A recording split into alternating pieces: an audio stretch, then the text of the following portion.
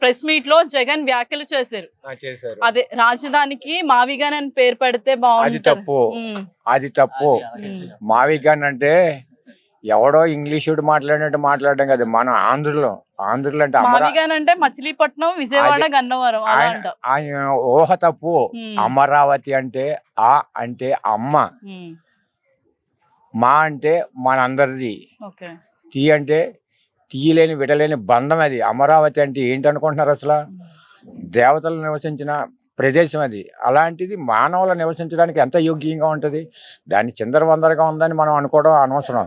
దాన్ని సరి చేసుకున్నాం అనుకో ఎంతో అభివృద్ధి చెందుతుంది. అమరావతిని వదిలేసి ఏదో మావిగన్న మావిడికే వల్లకాడు వచ్చిన పొరం అని చెప్పడం అది ఎంతవరకు సబు? అది అతనికి ఏమైనా పిచ్చబట్టిందే ఏంటి? అది అతను 5 సంవత్సరాలు మినిస్టర్గా ఎలా చేసాడు అసలు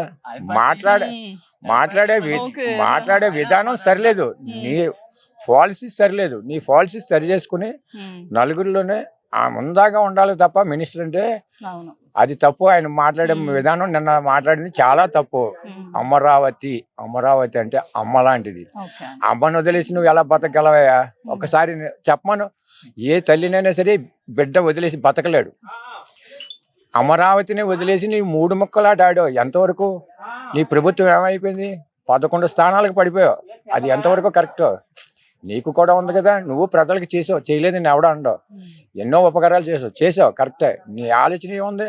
నీ పక్కన పెట్టుకుని కోతులు లాంటి వాళ్ళని పెట్టుకుని 3 ముక్కలాట ఆడించుకొని మూడు రాజధానులు ఏంటమ్మా? ఇండియాలో ఎక్కడన్నా 3 రాజధానులు ఉన్నాయా? ఎక్కడ లేవు. నీకు 3 రాజధానులు ఏంటి అసలు? నీకన్నా అమరావతి దేవతలుగా నివసించింది వదిలేసుకుని 3 ముక్కలాట ఆడతావా? అసలు ఏమనుకుంటున్నావు అసలు నువ్వు? ప్రజలు అంటే మిమ్మల్ని ప్రశ్నించట్లేదన్నా? ప్రజలు ప్రశ్నించడం మొదలు పెడితే ఎవరినైనా సరే, చంద్రబాబు నాయుడు అయినా సరే, జగన్ అయినా సరే, ఎవరినైనా సరే నిలబెట్టగల స్తోమత ప్రజలకు ఉంది. ఒక్క దెబ్బను పడిపోతారు. ఏంటంటే ప్రజలు అంత దాకా రావట్లేదు. వచ్చారనుకో ఎవరైనా సరే ప్రజలను ఉద్దేశించి ప్రజల మనసులో ఏముందో తెలుసుకుని ప్రజల నిర్ణయాన్ని బట్టి నువ్వు పరిపాలన చేయి. అంతేగాని నీ ఇష్టానుసారం పరిపాలన చేయడం చాలా తప్పు. ఎవరైనా సరే, ఏ మినిస్టర్ అయినా సరే, ఎవరైనా సరే ప్రజలను ఉద్దేశించి అడగండి. ఏది బాగుందో, ఏది మంచో, ఏది చెడ్డో అని తెలుసుకోండి. నేను ఇలా మావిగానే అనడానికి నాకు అమరావతి మీద ఎలాంటి వ్యతిరేకత లేదు, నేను నార్మల్ గానే అని అంటున్నారు కదా, దాని గురించి మీరు ఏమంటారు?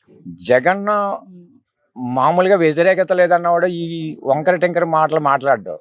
వ్యతిరేకత ఉంటేనే, ఇప్పుడు నీ మీద నాకు కోపం ఉంటేనే మాట్లాడతాను తప్ప గట్టిగాను. కోపం లేదు, నువ్వు నాకు బిడ్డ అనుకో అమ్మ అని శాంతియుతంగా మాట్లాడతాను. నీకు అమరావతి మీద కోపం ఉంది కాబట్టి నువ్వు ఆ మాటలు మాట్లాడగలిగావు. అంతే తప్ప ఎక్కడి నుంచి మచిలీపట్నం, అది గుంటూరు ఇవన్నీ ఏంటిది? ఒక దగ్గర స్థిరంగా ఉండాలి తప్ప 117 కిలోమీటర్లు 150 కిలోమీటర్లు రాజధాని చేయండి, అది చేయండి అంటే సాధ్యం కానిది చెప్పడం ఏంటి నువ్వు అసలు? నీ పాలసీ ఏంటిది? నువ్వు బయట పెట్టావు కుళ్ళు. అంతే తప్ప ప్రజలు ఏం కోరుకుంటున్నారని నువ్వేం ఆలోచించావు అసలు? నీ ప్రజలు కోరుకునేది ఆలోచించి ఉంటే నీ పరిపాలన మళ్ళీ నువ్వే ఉండు. కానీ నువ్వు ఆ ఆలోచన చేయలేదే. నీ వెనకాల ఉన్న కోతులు లాంటి మినిస్టర్లతోటి గెంతులేసి నీ ఇష్టం వచ్చినట్టు ప్రజలు ఎర్రోళ్ళు అనుకుని నీ ఇష్టం వచ్చినట్టు నీ ఇష్టం వచ్చినట్టు పనులు చేసి 3 రాజధానులు వల్లకాడు వచ్చిన పరం అన్ని గెంతులేసావు. 5 ఏళ్ళు వృధాగా కాలం గడిపావు. అందుకని నేను పక్కన పెట్టారు. మాలాంటి వాళ్ళు అందరం ఎర్రోళ్ళం కాదు. మేము 100 మందిని ఇన్స్పైర్ చేయగలం. అలాగా 100 మంది 1000 మంది లక్షల మీదకి వెళ్ళిపోద్ది. అలాగా ఇన్స్పైర్ చేసి ఈ పరిపాలన ఆపడం జరిగింది. కానీ ప్రజలే నిన్ను ఆపారు. అంతేగాని నీ మినిస్టర్లు కానీ నీ ఇది కానీ ఏం ఆపలేదు. ప్రజలు నిన్ను ఆపారు. ఎందుకంటే నీ చేతకాని మినిస్టర్, నువ్వు చేతనాడు అయితే 3 రాజధానుల మాట అసలు ప్రసక్తే లేదు. నువ్వే అమరావతిని ప్రపోజల్ చేసి ఉంటే నువ్వు ఈ 5 ఏళ్ళు కూడా నువ్వే మినిస్టర్ కింద ఉండు. కానీ నువ్వు చేయలేదు. ఎవడో ఏదో చెప్పినాయి అన్నీ నీ వెనకాల ఉన్న కోతులు మాటలన్నీ విని నీ ఇష్టానుసారం పరిపాలన చేసావు కాబట్టి నిన్ను ఇక ఒక్కసారి అన్నావు. ఆ ఒక్క ఛాన్స్తో నేను గెంటేశారు. ఇంకా సమస్య లేదు. నువ్వు మళ్ళీ జీవితంలో మినిస్టర్ అవుతావు అని కలగడం చాలా తప్పు. అసలు మళ్ళీ ఇక్కడ నువ్వు రావు. అయితే వస్తుంది. ఎలాగంటే నీ దగ్గర ఉన్న వాళ్ళు కొంతమంది మంచి వాళ్ళు ఉన్నారు. వాళ్ళకి కొన్ని సీట్లు వస్తాయి, నీకు ఓటింగ్ పెరుగుద్ది. దాన్ని నేను ఒప్పుకుంటాను. కానీ 20-30 సంవత్సరాల తర్వాత కూడా నువ్వు మినిస్టర్ అవుతావు, మళ్ళీ ఈ ఆంధ్రప్రదేశ్ని పరిపాలిస్తావు అన్నది కల్లా. అది తప్పు. నీ ఆలోచన చాలా దూరంలో ఉంది. నువ్వు అలాంటి అపోహలు పెట్టుకోవద్దు. ప్రజల్ని నువ్వు ప్రజా పరిపాలన చెయ్యలేదు కాబట్టి నిన్ను పక్కన పెట్టేశారు. ప్రజలను ఉద్దేశించి నువ్వు ఏనాడు కూడా ఈ 5 సంవత్సరాల్లో ఏనాడు కూడా నువ్వు ప్రజలను ఉద్దేశించి ప్రజల మాట తీసుకుని పరిపాలన చేస్తుంటే ఈ 5 సంవత్సరాలు కూడా నువ్వే చేద్దు. కానీ నువ్వు ప్రజల మాట వినలేదు. నీ పక్కన మినిస్టర్ల మంత్రుల మాట విన్న మూలనే వాళ్ళు ఇష్టానుసారం చెప్పారు. నేను అనవసరంగా మైలురాళ్ళ మీద నీ బొమ్మ ఏంటి అర్థం పర్థం లేకుండాను. అన్నం తింటున్నా గడ్డి తింటున్నావు. అసలు మైలురాళ్ళ మీద బొమ్మ ఏంటి? రైతుల పుస్తకాల మీద బొమ్మ ఏంటి? అసలు బొమ్మ వేసుకోవాల్సిన పని ఏంటి? ఏంటిది ఇది? ఎవడు అడగట్లేదనా? ఏ మనిషి అడగలేదనా? ఏంటి అసలు? ప్రజలు తిరగబడలేదనా? ప్రజలు తిరగబడితే ఎంతసేపు అయినా ఉండదా? తిరగబడ్డారు కాబట్టి ఇంటికి వెళ్ళిపోయావు నువ్వు. తిరగబడకుండా ఉంటే ముందు 5 సంవత్సరాలు తిరగబడ్డారు. రైతులు పాస్ పుస్తకాల మీద నీకు బొమ్మ ఏంటి? మైలురాళ్ళ మీద బొమ్మలు ఏంటి? అసలు అర్థమే ఉందా? ఎవడే నీకు చెప్పింది ఇదంతా చేయమని? ప్రజాధనాన్ని దుర్వినియోగం చేసావు ఇష్టం వచ్చినట్టు. ఆ డబ్బు అంతా ప్రజలకు ఉపయోగపడి ఉంటే నిన్ను పూజిద్దరు కదా దేవుడి కింద. నువ్వు చేసుకున్నదే మైనస్ పాయింట్ అంటారా? ఎస్. నీ అంతటి నీకే భస్మాసుర హస్తం కింద నీ వెనకాల చేరి నిన్ను పాడు చేశారు. నీ మినిస్టర్లే పాడు చేశారు. నిన్ను రేకెత్తించారు. అనవసరమైన వాటిలో దింపి నీకు నీ ఇష్టానుసారం చేయడానికి వాళ్ళ కారణం. నీ అంతటి నువ్వు చెడిపోవడానికి నీ భస్మాసుర హస్తం నీ వెనకాల ఉన్న జనం మినిస్టర్లే కారణం. వాళ్ళే నిన్ను ఇబ్బంది పెట్టారు. వాళ్ళ వల్లే నువ్వు దిగిపోయావు. ప్రజల వల్ల కాదు. ప్రజలు ఎంతో ఆంధ్రప్రదేశ్ ప్రజలంటే అభిమానంతో ఉండేవాళ్ళు, ఆత్మీయతతో ఉండేవాళ్ళు, అందరిని ఆదరించేవాళ్ళు.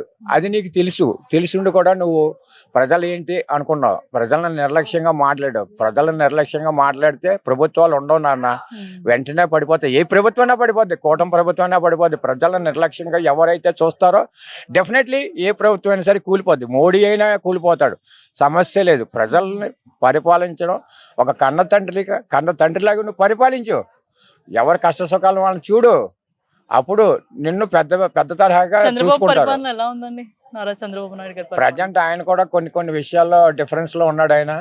ఆయన ఎంతసేపు అమరావతి, పోలవరం అనే విషయాలు మాట్లాడుతున్నారు తప్ప ప్రజల కష్ట సుఖాలు ఆయన ఏదో అనుకుంటున్నాడు. ఎంతో మంది పేదవాళ్ళు ఉన్నారు. నన్ను తీసుకెళ్ళమంటే ఎంతో మందిని చూపిస్తాను. ఎంతో మంది లేని వాళ్ళు ఉన్నారు. ఉన్నవాడికి నువ్వు 4,000 పెన్షన్ అవ్వడం కాదు. లేని వాళ్ళు ఆకలితో అలమటించే వాళ్ళు ఎంతో మంది ఉన్నారు. వాళ్ళని చూడు. 10 ఎకరాల వాడికి పెన్షన్ అవ్వడం, 5 ఎకరాల వాడికి పెన్షన్ అవ్వడం, 10 బిల్డింగ్ల వాడికి పెన్షన్ అవ్వడం కాదు. లేని వాడికి పెట్టి అన్నాం. నేను తీసుకెళ్తాను రమ్మను. ఎవరినైనా సరే, ఏ మినిస్టర్ అయినా సరే నా దగ్గరికి వస్తే ఎక్కడెక్కడ లేని వాళ్ళు ఉన్నారు, ఎక్కడెక్కడ ఇబ్బందులు పడుతున్నారు, ఎంత పేదవాళ్ళు ఉన్నారో వాళ్ళని నేను చూపిస్తాను. మోడీ ఇచ్చి 5 కేజీలు బియ్యం తిని అంబల కాసుకు తాగే వాళ్ళు చాలామంది ఉన్నారు. ఆకలితో ఎంతోమంది అలవడిస్తున్నారు ఆంధ్రప్రదేశ్లో. ఇంకాను ఏ మూలను చూసినా జబ్బులతోటి వాటితో బాధపడేవాళ్ళు ఎంతోమంది ఉన్నారు. మేము ఈ పథకం పెట్టాం, ఆ పథకం పెట్టాం. ఎంతవరకు సక్సెస్ అవుతుంది? ఏది సక్సెస్ అవుతుంది?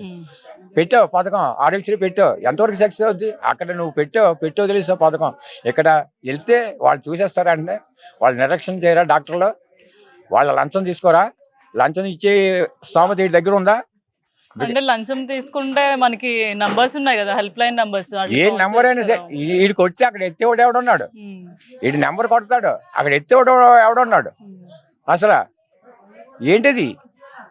అది కరెక్ట్ అయిన విషయం కాదమ్మా. ఏదైనా సరే ప్రజల్లోకి రా. నువ్వు ప్రజల్లోకి రాలేవు అనుకో, నీలాంటి వాళ్ళు ఉన్నారు నీ దగ్గర. వాళ్ళని తీసుకొచ్చి నిలబెట్టి వాళ్ళని పంపు లైన్లోకి. ఎక్కడ ఎంత ఇబ్బంది పడుతున్నారు, ఎలాంటి వాళ్ళు ఏ ప్లేస్లో ఇబ్బంది పడుతున్నారు, ఎంతమంది ఇబ్బంది పడుతున్నారు అని చూడు.